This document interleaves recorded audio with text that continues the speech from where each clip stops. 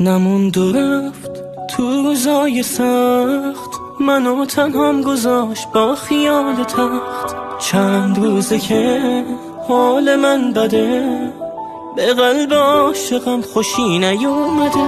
شکسته بازم بغض تو گلوم، آخه یه چند تا عکسش افتاده پلو.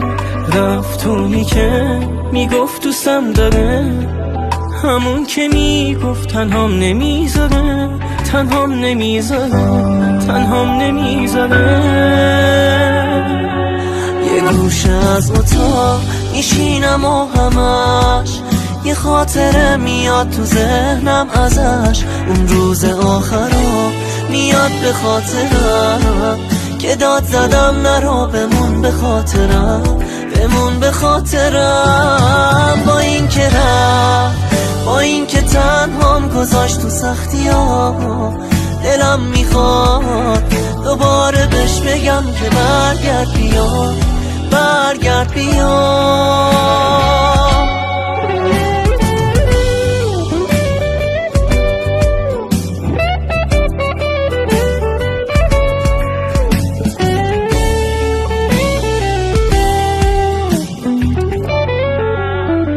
یادش میافتم و یه بغضی میگیره گلوم خود به خود.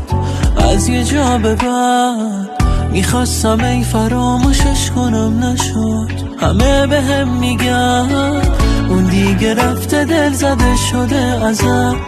گریه کن ولی به فکر برگشتنش نباش فقط، به فکر برگشتنش نباش فقط.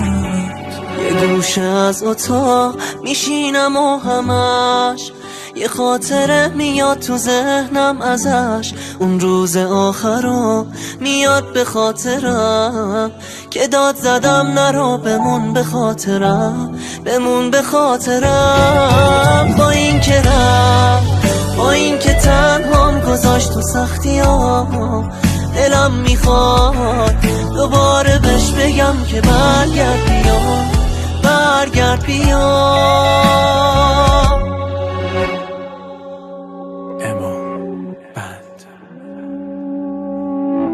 سعید شمس.